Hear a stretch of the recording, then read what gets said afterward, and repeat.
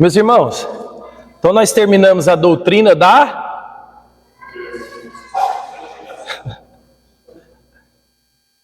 Senão eu voltei para salvar vocês estavam tudo na zero, hein? Então nós terminamos a doutrina da santificação.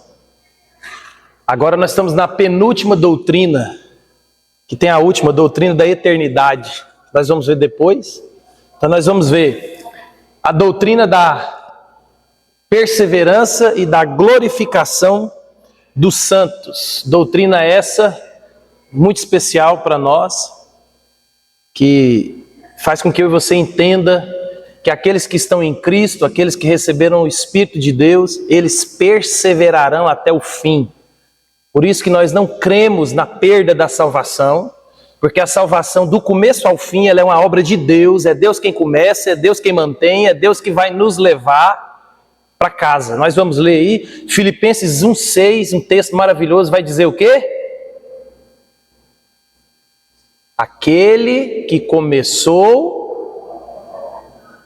há de completá-la até o dia. Quem que começou? Quem vai completar?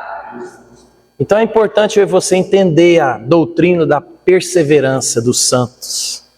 E depois da glorificação a gente vai ver. Então é uma doutrina que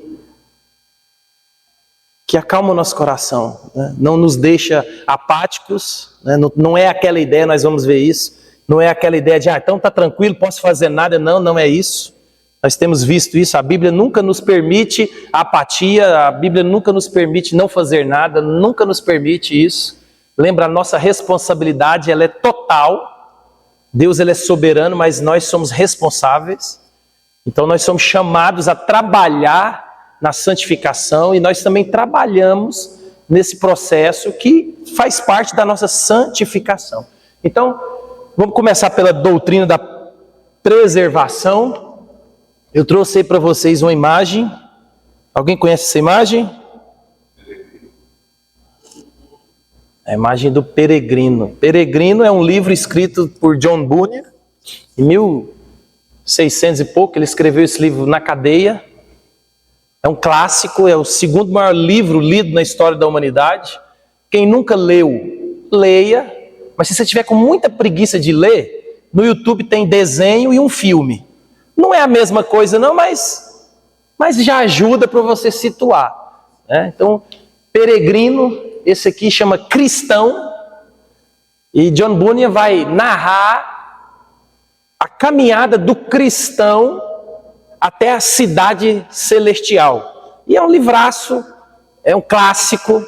Você vai perceber como ele consegue de maneira alegórica escrever a realidade dessa nossa caminhada até a cidade celestial. E perceber que Deus nos mantém firmes e é maravilhoso. Principalmente vocês que têm filhos, comprem O Peregrino para crianças, leiam. É um clássico.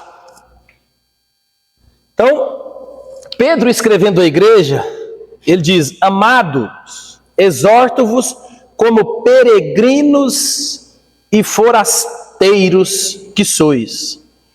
Então, meus irmãos, nesse mundo aqui, eu e você, nós somos peregrinos.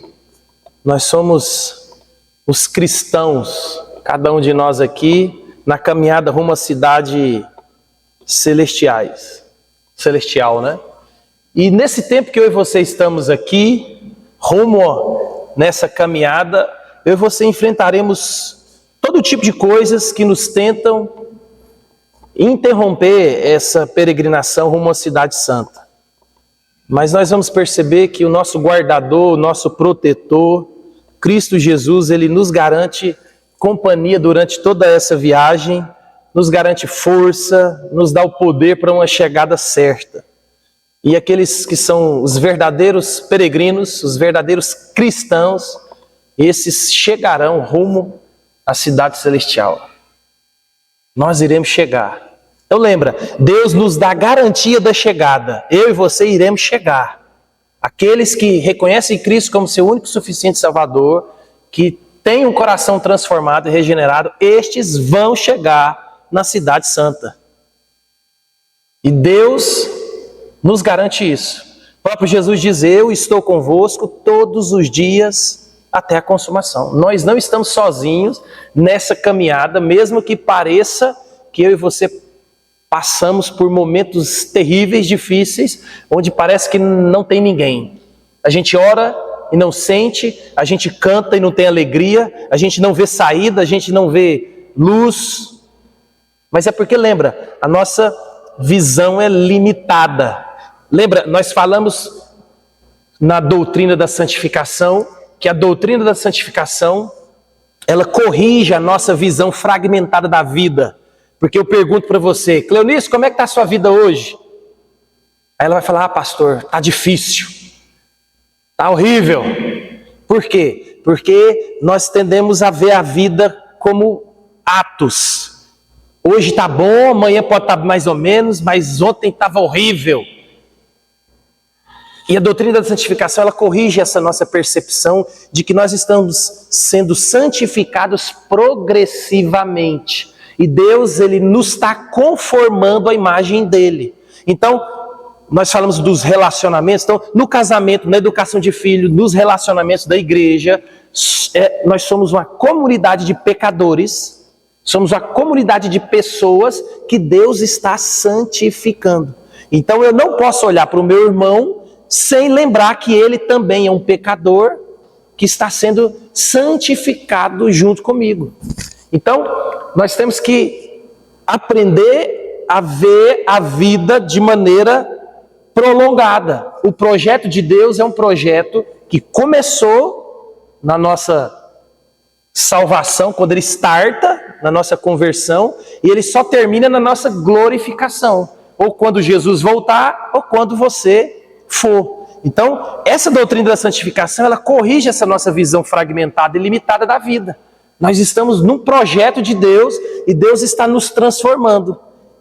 E eu e você às vezes não entendemos. Por isso que nós vemos que todas as coisas cooperam para o bem daqueles que amam a Deus. Porque Deus está nos conformando à imagem do seu Filho. Então você não entende a dor, você não entende o sofrimento, você não entende as terríveis coisas que nos acontecem, mas o Deus que tem um plano que vai ser executado de maneira perfeita, de nos transformar a cada dia à semelhança dele, ele está tranquilo, ele está trabalhando. Então, por mais que você entre em desespero achando que você está só, Deus está trabalhando tranquilamente e vai continuar. Então, eu e você, nós somos aqui peregrinos. E é interessante, Pedro vai dizer: amados, exorto-vos. Porque eu e você temos essa facilidade de esquecer. Nós temos a tendência de achar que o céu é aqui na terra. Você já viu algumas igrejas, elas querem possuir os tesouros, querem que Deus restaure tudo aquilo que você perdeu. Você já viu isso? Isso não é coisa que você nunca ouviu falar. Por quê? Porque as pessoas acham que Deus nos criou para esse mundo caído. Não. Isso tudo aqui, meus irmãos, vai ser restaurado. Isso tudo aqui vai ser restaurado. Deus nos colocou num jardim. Olha, Gênesis começa aonde? Num jardim. E termina aonde? Na cidade santa. Olha que maravilha. Então Deus está nos conformando, está separando um povo, está lapidando um povo, e nós habitaremos na Canaã celestial, que desce do céu. Então Deus vai restaurar tudo isso aqui de maneira perfeita. E às vezes nós pensamos que a alegria está aqui nesse mundo. Lembra de Salomão falando debaixo do sol? Debaixo do sol é dor, é sofrimento, é vazio, é percepção vaga, rasa daquilo que Deus está fazendo. Porque nós não somos Deus, nós somos limitados. Então Pedro vai dizer: exorto-vos, ei, lembra quem vocês são.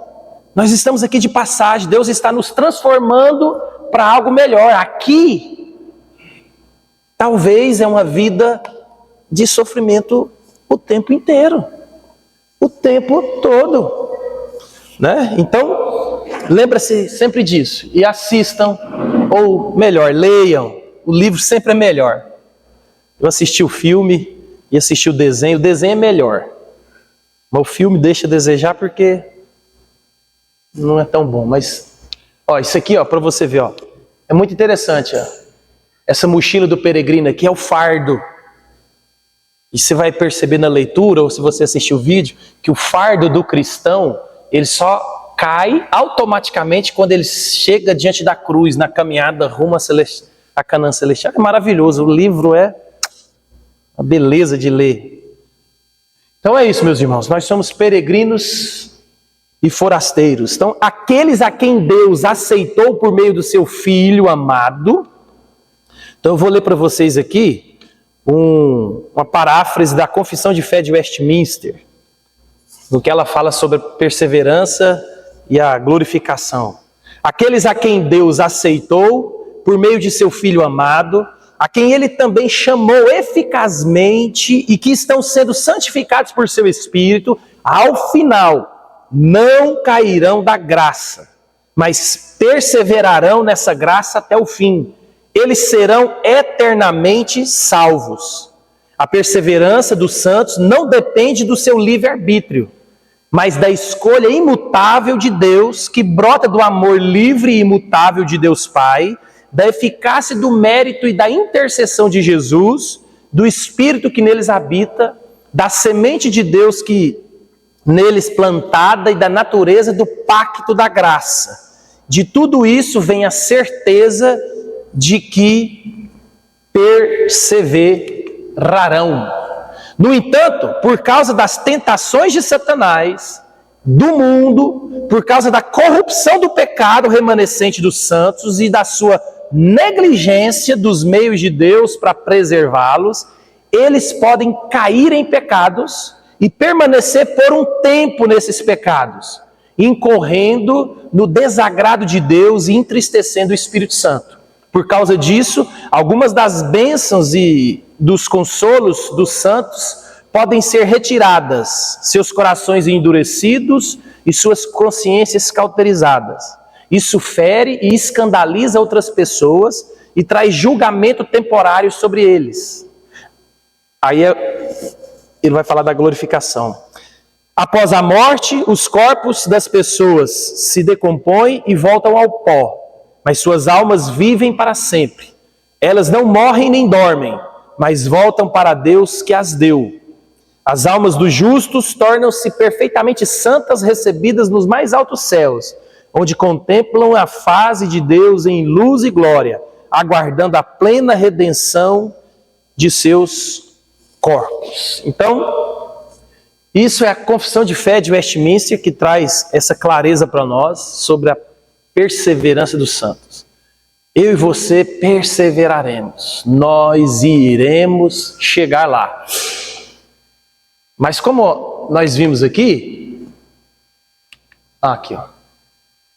Lembra? 1 João 2,15, ele traz para nós essa ideia, porque nós somos criados no Brasil e a maioria das coisas que acontecem na minha vida e na sua é culpa do diabo, né? Ah, é diabo, o carro quebrou, o diabo, é diabo. E o coitado do diabo já está até condenado, fica levando a culpa. Mas lembra, os nossos maiores inimigos são o diabo, é verdade, o mundo, é verdade, e a nossa natureza pecaminosa. Então, são os três agentes que nos confrontam, são os três agentes que se nós não tomarmos cuidado, eles podem nos dominar. Então, por isso que vai colocar aqui, ó, no entanto, por causa das tentações de Satanás. Então, lembra, o que Satanás faz? Nos tenta, só isso. Lembra, Satanás é um bom pescador. Lembra daquele pescador fera, o melhor. Que você fala para ele, eu quero pegar tal peixe. Ele fala, hora tal, isca tal, linha tal, vara tal. Não tem erro. Você pega. É isso que Satanás faz. Então, Satanás, ele prepara a isca. Ele prepara a armadilha, porque ele sabe o que você gosta. Ele vai fazer com que a comida tenha cheiro. Ele vai encantar os seus sentidos, os seus olhos, os seus ouvidos. Você está com o coração triste, aí ele vai fazer com que alguém te dê um elogio. E você fala, meu marido não fala assim, minha esposa também não fala assim. É isso que o diabo faz. Então não coloque a culpa no diabo.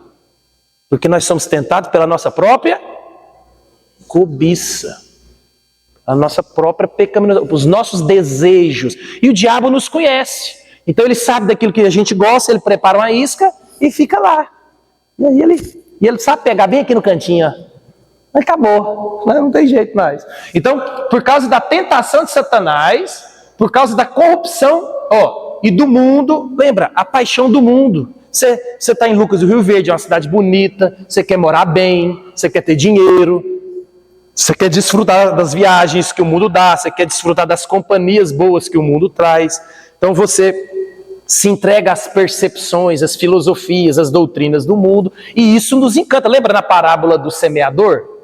Foi jogado uma semente, mas aí o amor ao mundo tira o seu encanto e te leva de novo no mesmo lugar. E o pecado remanescente dos santos. Então, eu e você somos pecadores. Enquanto nós estivermos nesse corpo de pecado, nós seremos inclinados sempre a pecar, porque você é pecador, eu sou pecador, nós já nascemos em pecado, não há nenhum justo, não há nenhum sequer. Então, olha o que ele vai dizer, por causa do pecado remanescente e de sua negligência dos meios de Deus para preservá-los, eles podem cair. Vamos falar dos 3 principais meios de Deus para nos preservar. Gente do céu, nós vamos estar doidos. Uai, se vocês não souberem, nós temos que voltar lá para a palavra, a oração, a igreja. Então, a gente falou sobre isso. Você lê a Bíblia, Deus fala com você. Você ora, você fala com Deus. E a comunhão dos santos, onde uns exortam uns aos outros, uns amam uns aos outros, uns reafirmam uns aos outros, uns consolam uns aos outros. Então está falando das 3 grandes meios de graça que Deus deu para nos manter preservados. Aí você negligencia, você se acha um crente fino, você não ora, né? Igual, por exemplo, você pega o John Bunyan com o Peregrino, é o clássico mais lido do mundo, só perto da Bíblia, mas você não leu. Eu não vou fazer essa pergunta para não te constranger, mas talvez você nunca leu a Bíblia inteira. Um crente que nunca leu a Bíblia inteira. E acontece. Eu vi uma pesquisa de uma editora que ela vai dizer que no Brasil 70% dos pastores nunca leram a Bíblia inteira. Informação importante. E está todo mundo escutando. Esse povo aí que fala tudo na internet menos Bíblia. Você está entendendo? Então você negligencia a oração. Então, se você não ouve, se você não está no meio dos crentes, você está perdido. Perdido. Aí você negligencia isso, aí depois fica, céu, dia, azar. O diabo está furioso comigo, pastor. O diabo atacou meu casamento. O diabo entrou na minha casa, assaltou os meus filhos. Senhor, assaltou as minhas finanças. Mas foi. O diabo nem lembra de você. Você é tão bom nisso que o diabo vai lá na sua casa para aprender como é que faz. Não, esse cara aqui é bom. Eu vou lá pegar um curso intensivo dele. O que é destruir uma família? Ele vai lá na sua casa. Porque você negligencia essas coisas. Né? E aí, por causa disso, você pode sim, por um período, lembra? Por um período, você ser corrigido por Deus ou sofrer algumas coisas que nós não gostamos. Então vamos lá. Compreendendo as doutrinas da perseverança e da glorificação. Então vamos lá. Nossa capacidade de imaginação é uma parte importante da nossa fé. Para o crente, a imaginação não é a capacidade de evocar algo irreal, mas sim a capacidade de ver aquilo que é real, mas invisível. Somos chamados a ver a graça salvadora de Deus, seu sangue purificador, seu Espírito que vive dentro de nós, Então, vivemos com a visão de um estoque de bênçãos que são nossas, como filhos de Deus, e do futuro magnífico e glorioso que é nosso pela graça. Então, Deus, em sua misericórdia, nos dá olhos para ver o que o pecado normalmente não permite que nossos olhos vejam, ao cegá-los. A imaginação é uma parte vital do dom da fé que Deus nos concede. Então, meus irmãos, imagine que você tenha recebido um presente que nunca pode ser tirado de você. Pedro vai dizer para nós que nós temos em Cristo Jesus todas as bênçãos das regiões celestes. Então, tudo aquilo que você pode ter, você já tem em Cristo Jesus. Vamos lá no capítulo 1 de Pedro, nos primeiros versos, ele vai mostrar para nós que essas bênçãos já são nossas em Cristo Jesus. E eu e você precisamos entender essa dinâmica. Então imagina você receber um presente que nunca pode ser tirado de você. Um presente que nunca fica velho, um presente que nunca fica desgastado, um presente que nunca deixa de funcionar, um presente que nunca perde o valor. Você já parou para imaginar isso? Por quê? Lembra, o pecado, ele corrompeu a minha vida e a sua de tal maneira que eu e você crescemos num ambiente que tudo se deteriora. Tudo quebra, tudo se perde, tudo fica velho. Eu que era bonito, você viu, eu conjuguei certo, né, vó? Vou ficando velho, a barriga cresce, a pele cai, cabelo perde cor, né, Clarice? A Botox não. Botox depois dos 40, já te falei. Isso não é problema. Tô falando.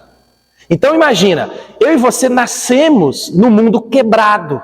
Você compra essa cadeira, ó, essa cadeira é nova, ela tá branquinha, essa daqui é velha, tá amarelada. Então nós nascemos assim. Nós nascemos num mundo quebrado. Eu e você compramos uma casa novinha, 3, 4 anos depois, se você não pintar, se você não reformar, ela está velha, o piso já não é mais o mesmo, o telhado empenou, a coisa é assim. Nós somos alvo do pecado, o pecado quebrou tudo, o pecado maculou tudo, ele manchou tudo. Então, na nossa mente, é difícil nós concebermos essa ideia de algo que não se perde, algo que não fica velho, algo que é eterno. Nós perdemos isso. A gente olha para o mundo, a gente olha para o templo, a gente olha... O Pelé morreu. Você tem noção? O Pelé morreu, a Rainha Elizabeth morreu. Eu nasci, ela já era velha. Morreu. Imagina, você conhece uma pessoa que você nasceu, ela era velha... Você cresce, ela está velha e não... Ou seja, as pessoas passam. Pelé, rei do futebol, morreu. E você entendeu? Os grandes atletas morrem. Estava vendo essa semana a foto do Michael Jordan. O Michael Jordan, tem noção? Está velho. Ronaldo, está velho. Romário, está velho. Quem viu a Copa viu, porque é velho, porque os novos não verão a Copa no Brasil mais. Então a gente é acostumado com essa dinâmica. Então a imaginação, para nós, é algo maravilhoso. Então nossos relacionamentos, por causa da dinâmica que a gente vive, não duram para sempre. E às vezes o pecado causa um dramático fim repentino na confiança, ou corrói lentamente até que não haja mais relacionamento. E às vezes a morte separa. Então nós somos alvo disso. Então na maioria das vezes outras coisas na vida nos separam. Então amigos que não se veem ou não têm mais contato, esperanças e sonhos que morrem, empregos e carreiras que não duram para sempre, igrejas outrora vibrantes, tornam-se monumentos vazios para uma comunidade espiritual que não existe mais. Você vai na Europa, gente, é realidade isso. As igrejas de 100, 200 anos hoje são boteco. Eles chamam de pub, que é bar. Mas são bar. Agora você imagina você chegar na porta de uma igreja onde grandes pregadores do século passado pregaram, muitas pessoas conheceram a Cristo, avivamentos acontecer dentro daquele lugar. Hoje são bar. Por fora é a igreja, porque coisa antiga, né? Tem que ser preservada, a arquitetura e toda a dinâmica, mas são bares. Você conhece crente que fala, a igreja boa é aquela que é... Não tem isso mais, acabou. Nós somos assim, as glórias passam, né? Você viverá mais que o... A hora que eu fui escrever isso aqui, eu achei interessante, eu nunca refleti sobre isso. Você viverá mais que o filhote que acabou de trazer para casa, e as flores de seu jardim ficarão secas, e suas pétalas cairão no chão. Os pais de pets, já perou? Você vai trazer um cachorro para sua casa e ele vai morrer primeiro que você, porque a vida do cachorro é outra. Eu vi até uma postagem essa semana no Instagram, eu achei fenomenal, é a pura realidade social. Minha avó tinha 15 filhos, meu pai tinha 6, eu tenho 2. Meu filho tem um pet e ele castrou o pet. Nem o pet vai produzir. Essa é a nossa sociedade. Essa é a nossa sociedade. Então nós acostumamos com isso. As coisas se deterioram, a vida passa. Por mais esforço que eu e você façamos, a vida, as coisas vão passar. Então nós estamos tão acostumados com o desaparecimento de tantas coisas em nossa vida, meus irmãos.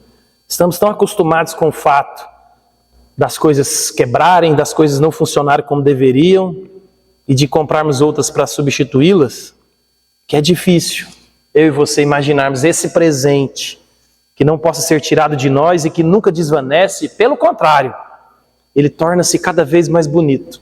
Porque essa é a realidade da salvação, essa é a realidade de Cristo. Eu vejo Cristo hoje de maneira totalmente diferente do que eu vi há 10 anos atrás. O presente está mais belo, mais bonito, mais real. Então imagina, nós não somos acostumados com isso. Mas Cristo, a salvação que Ele nos deu é o presente que não pode ser tirado. E cada dia que passa ele fica mais belo, ele fica mais bonito. Então é difícil imaginarmos um presente que não nos decepcione com o passar dos anos, mas cumpra a sua promessa de nos abençoar com uma glória sem precedentes. E é difícil entendermos com a nossa capacidade de imaginação o que a graça redentora é capaz de fazer, porque ela é diferente de tudo que já experimentamos nessa vida. Então é difícil, meus irmãos, nós imaginarmos e é difícil nós entendermos. É por isso que nós vivemos pela fé. Então quando a gente fala em imaginação, entendimento e viver pela fé, não é que assim, não, eu não sei como é que vai ser, eu não entendo nada, eu estou indo. Não, a fé ela é racional, a fé ela é defensável. Nós entendemos isso, mas lembra, a realidade invisível para nós é real. A salvação ela é real, Cristo é real. Então nós não amamos, nós não obedecemos algo invisível, um Deus do nosso próprio só coração que a gente inventou. Não. Não é a frase lá da La Salle, viva Jesus em nossos corações. Não, Jesus está vivo em carne e osso nos céus. É esse Cristo que nos salvou, é esse Cristo que prometeu nos buscar. Então mas é difícil. Por quê? Porque nós somos quebrados.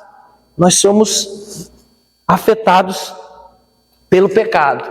Então, a perseverança dos santos nos descreve o processo pelo qual Deus guarda cada um de seus filhos adotivos, e a glorificação descreve a bênção final de seu poder de nos guardar. Então, meus irmãos, em meio à caminhada da vida, rumo à cidade celestial, essa doutrina vai acalmar o nosso coração e vai nos ensinar que Deus nos guardará até o final. Do começo ao fim, Ele nos guardará. Nunca se esqueça disso. Então a perseverança de todos os que são salvos. Então desde o início, quando buscamos entender a magnitude, o consolo e a natureza prática dessa doutrina, é importante entendermos que o fundamento de nossa perseverança é o amor. É o poder do amor que nos mantém Mas eis o que é essencial entendermos. Não é o nosso amor por Deus que nos mantém até o fim, mas sim o amor inabalável de Deus por nós. Desvendar a doutrina da perseverança é, na realidade, meditar sobre a natureza, a obra e o poder do amor de Deus pelos seus. Então, meus irmãos, desvendar a doutrina da perseverança dos santos é, na realidade, meditar sobre a sua natureza, a obra e o poder do amor de Deus pelos seus. É por isso que a gente lembra de Romanos 8, 28. Todas as coisas cooperam para o bem daqueles que amam a Deus. É inocência, ingenuidade, arrogância, orgulho, eu e você acharmos que nós poderíamos manter a nossa salvação do começo ao fim. Olha para a sua vida, olha para a minha vida. Da hora que você levantou até a hora que você chegou aqui na igreja, você pode colocar 10 pecados que você cometeu. Em pensamento, em atos, você pode fazer isso. Por mais que você diga que ama a Deus, você ama mais o seu trabalho. Você ama mais os seus filhos. E vou te provar, amanhã é segunda-feira. Se você acordar arrebentado, gripado, com dor, o que você vai fazer? Você vai trabalhar. Hoje é domingo, você acorda arrebentado, gripado, o que você faz? Vou descansar. Você fala para mim, mas pastor, meu irmão, eu não estou condenando você. Por isso que eu tenho essa tese comigo, eu vou ensinar para vocês. Qual é o motivo justo de não vir à igreja? Lembra da segunda-feira, 6 horas da manhã. Se o motivo de não te levar ao trabalho é o mesmo de não te levar à igreja, eu acho que você pode sim ficar em casa, tranquilamente. Agora, se o motivo de você ir trabalhar, você usa para trabalhar, eu tenho que trabalhar, mas para a igreja você pode faltar, você está em pecado. Simples assim. Isso revela o amor que você tem pelo Cristo, pela obra, pela salvação. Isso mostra o apreço que você tem. E você pode falar para mim, não, pastor, você não, meu irmão. A sua vida mostra o seu coração, as suas atitudes. É simples assim. E não precisa de justificar para mim. Eu sou crente. Eu sou ser humano, eu sou pecador. Eu também não tenho vontade de ir para a igreja.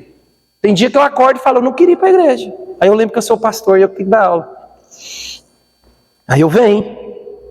Eu sei que essa realidade de não querer vir, de estar com preguiça, de querer dormir, a gente gosta de conforto, a gente gosta de descansar, a cama é bom. Mas eu amo quem?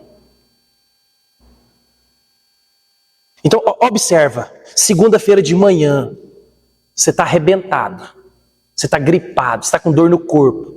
Você vai levantar para trabalhar porque você acha mais importante o trabalho. Porque senão você perde o trabalho. Você acha mais importante pagar o aluguel, pagar a prestação do carro, da casa, por comida. Então assim, observa. São coisas justas? Tem que trabalhar? Tem. Mas você vai colocando prioridades na sua vida acima de Deus. Então é mais importante o meu aluguel, os meus filhos, a comida, pagar as contas, agradar o meu patrão. É mais importante isso, tudo isso.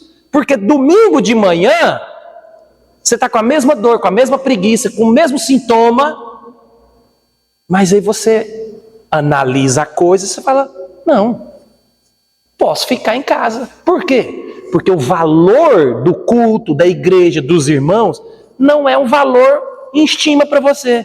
Compreende agora? Vamos voltar para a parábola do tesouro perdido? Entende aquele que vendeu tudo que ele tinha para possuir o tesouro?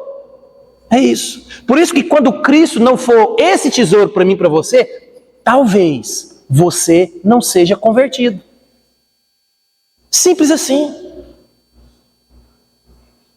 E essa é a minha função. Na verdade, essa é a função do pastor. Tentar provar para você que você não é salvo. Porque aí você mexe com vocês e fala, peraí, tem alguma coisa errada mesmo. Mas não, eu penso eu chegar aqui e falar para vocês, vocês vão ser abençoados, essa semana vai ser a melhor da vida de vocês. Meu irmão, eu estou preocupado com o seu futuro eterno. Se você vai ganhar dinheiro, se você vai sofrer, se você está com problema de casamento, isso aí para mim é secundário, que eu também tenho. Agora, quando você fechar o olho e encontrar com o Salvador, que a Bíblia diz, ao homem está decretado morrer uma só vez. Depois disso vem o juízo. Imagina, você vai fechar o olho aqui nesse mundo, abrir, você vai dar de cara com Jesus. Ele vai falar duas coisas para você. Na verdade, ele vai falar uma coisa para você só. Venha, benditos, para o descanso que eu preparei para vocês, ou então, não vos conheço. Aperta -1 aí, você vai descer para o andar de baixo. É o próprio Jesus que vai te dizer isso. Então, meus irmãos, você consegue compreender a realidade do nosso coração corrompido? Por isso que trabalhar é bom, trabalhar é justo, e trabalhar foi Deus quem nos deu o trabalho. Ter filhos é bom, é um mandamento, e é bom cuidar da casa, cuidar da esposa, tudo isso é bom. Mas tudo isso pode se tornar um Deus na sua vida. Então, observa, nessas pequenas decisões tão automáticas da sua vida, você pode estar gritando para Deus e para a igreja quem você mais ama. É assim. Por isso que aquela ideia de eu vou para o culto quando eu quero, eu leio quando eu quero. Não é assim. Imagina se na igreja fosse igual na escola. Imagina você chegar em dezembro. Aí você vai entrar no gabinete lá comigo e eu vou falar assim, vixe, meu irmão, você reprovou por falta você já bombou, que bomba. Quer dizer, hoje não bomba mais, né? Mas, meu irmão, por falta você já... Por falta você já bombou. Vixe. Exame de doutrina aqui. Não, você não passa em nada. É assim. Então, observa, nós damos mais valores para essas coisas, e não que elas não tenham valor, mas observa a prioridade. Você não deixa de mandar seu filho para a escola, você não deixa, mas você deixa de mandar ou não mandar ele para a igreja. Por quê? Porque não importa a igreja, é chato vir para a igreja. Aí quando o seu filho está com problema de casamento, quando seu filho está com problema com drogas, quando seu filho está com problema nos relacionamentos, quando seu filho não sabe o que ele quer fazer da vida, essa criança de 25 anos, que está perdida, aí você vai lá para o pastor e fala, pastor, eu criei ele na igreja. Mentira. Então observa, meus irmãos, esse somos eu e você. E aí para a gente não ficar digredindo muito, né? É o amor de Deus que nos sustenta. É esse povo que Deus está carregando, sustentando, salvando. Por isso que a salvação é uma obra de Cristo, não minha e sua. Meu irmão, é impossível você fazer qualquer coisa. É impossível. Não tem jeito. Você tem que entender quem você é. Por isso que quando eu falo para você que é uma arrogância você falar assim, eu vou me manter salvo. Não vai. Você não se... Vou falar bonito aqui porque está sendo gravado. Você não segura,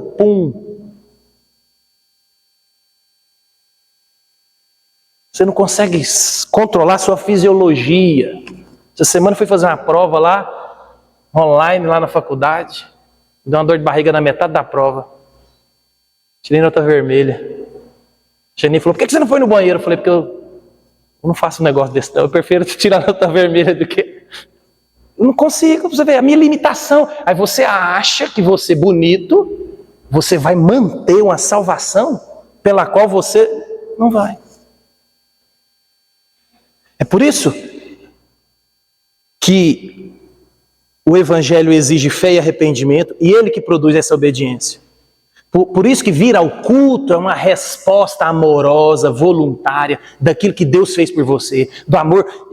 Imagina, Deus olha para mim, para você todos os dias, não merece, mas eu amo. Vamos, meu filho. E aí Deus carrega eu e você mais um dia. Por isso que basta seu dia próprio mal. Você está preocupado com daqui 5 anos. Você não tem poder nem para resolver daqui depois do almoço. Você está entendendo? Eu estou parando aqui, porque eu quero que você reflita no tanto do amor de Deus por mim e por você.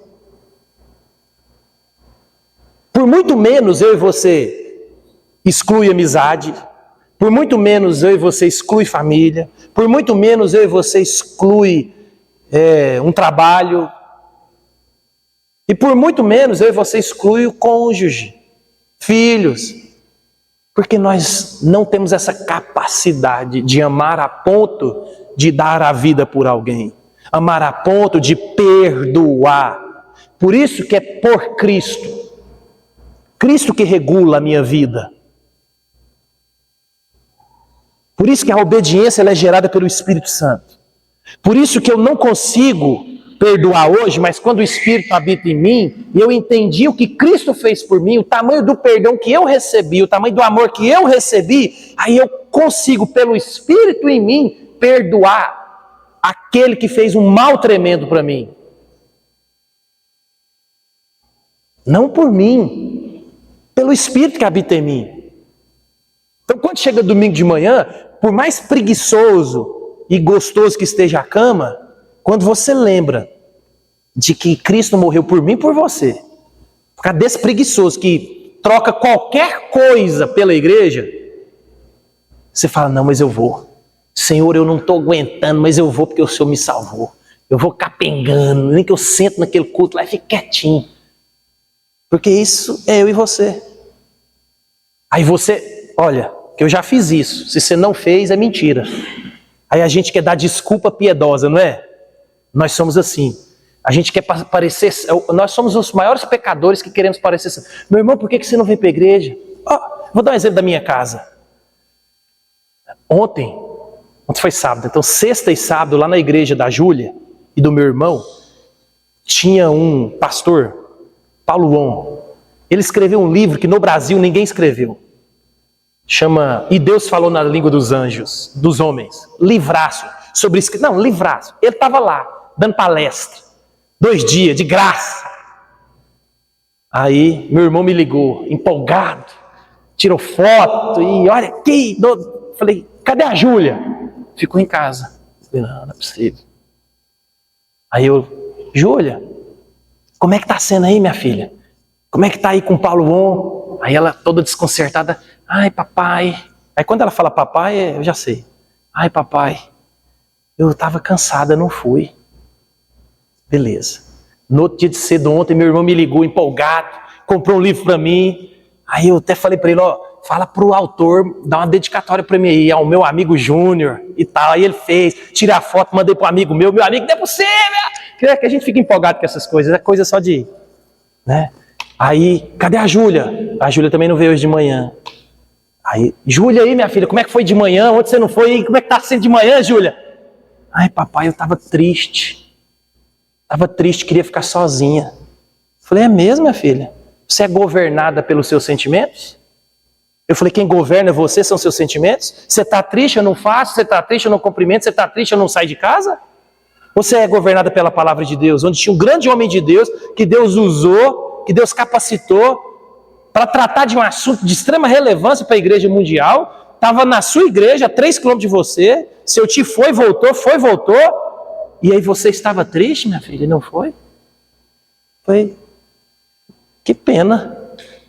Aí ela depois de tarde, pai, foi maravilhoso. Eu falei, então que você aprenda a não perder as bênçãos de Deus. Porque não existe lugar melhor para você recarregar as baterias do que na igreja. Você pode não estar com vontade de nada, mas senta aqui e aí você vai ouvir a abertura do culto, você vai ouvir o louvor, você vai ver, porque a palavra ela é viva, ela é põe um celular na tomada. Se o celular falar assim, eu não quero carregar, ele não carrega? Eu carrego, meu amigo, porque você pôs ele na tomada. Agora, você está vendo? Lá atrás, na Confissão de Fé de Westminster, você negligencia a oração, você negligencia a palavra, a pregação, a leitura, e você negligencia a igreja. Aí a oração que a gente mais recebe, qual que é, Valdeir? Queria que você orasse pela minha vida espiritual. Meu irmão, para, isso é coisa de menino. Coisa de menino. Minha vida espiritual. Com coisa que eu tenho poder para falar, Senhor, renova. Renova como? Não sai da cama, é do trabalho para casa, da casa não se relaciona com ninguém, não se relaciona com a igreja, não lê a Bíblia, só ouve porcaria, só vê porcaria. Aí minha vida espiritual está fraca. Mas, meu amigo, faz um teste. Passa um mês tomando água e comendo arroz puro. Não, faz outro teste, que esse é mais fácil de você ver. Passa um mês tomando água e comendo abóbora. Chega no final dos 30 dias, que cor que você está? Amarelo. Você já viu quem come muita abóbora? A mão fica amarelinha. Ai, tô fraco. Mas você só comeu abóbora o mês inteiro. Então observa.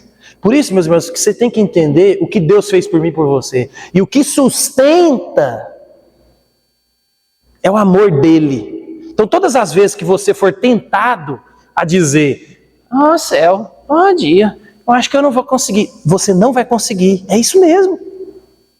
Pastor, eu tenho um morro de medo de perder minha salvação. Eu também. Embora a doutrina diz que eu não vou perder. Mas eu fico aflito.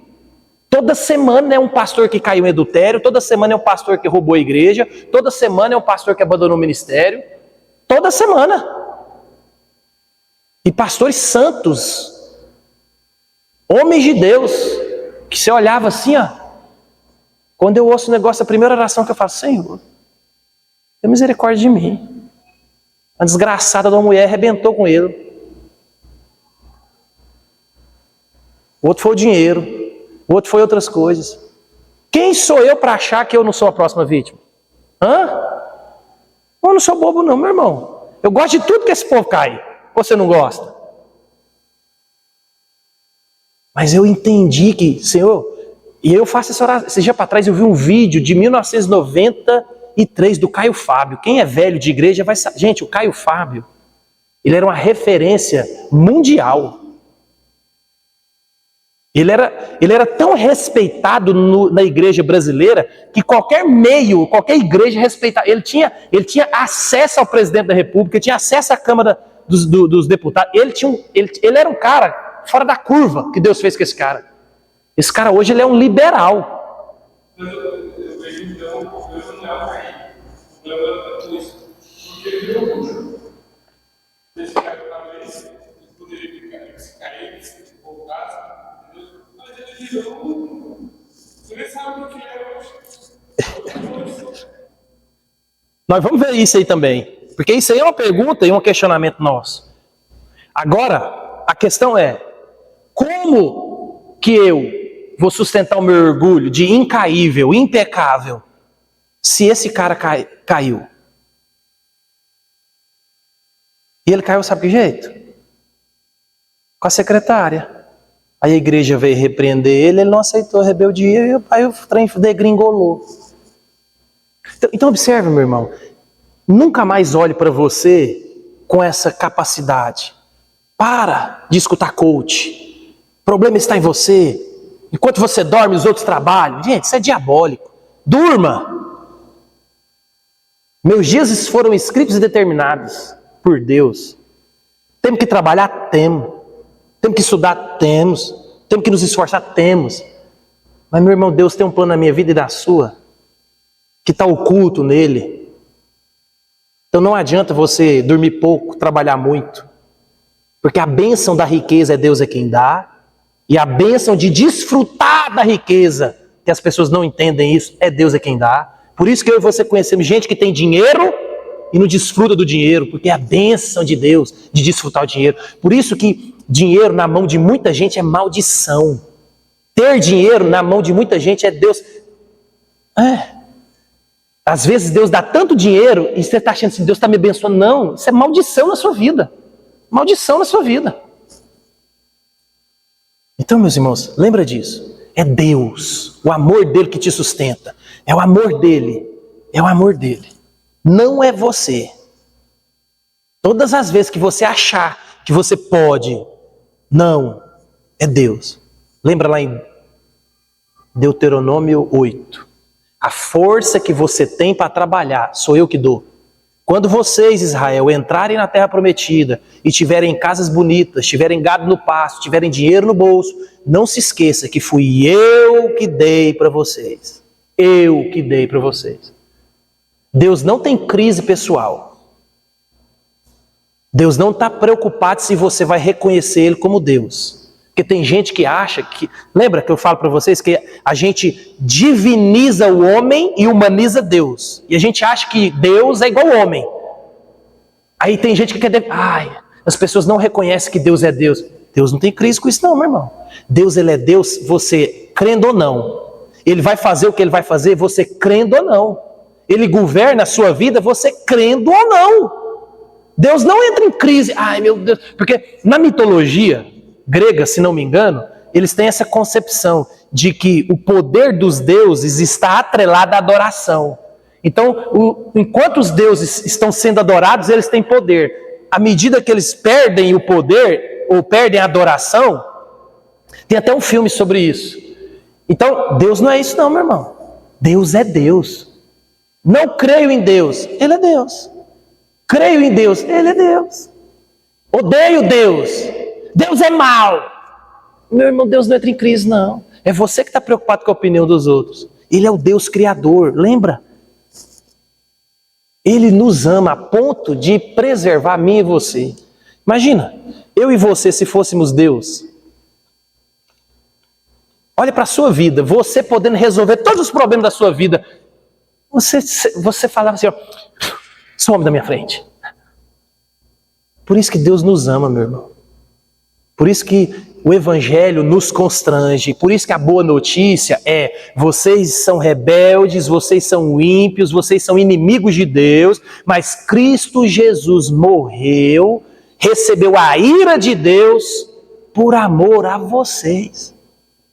Creiam nele e você será salvo. Só isso? Só. Mas eu não tenho que dar nada? Eu não tenho que fazer nada? Eu não tenho que ser obediente? Não!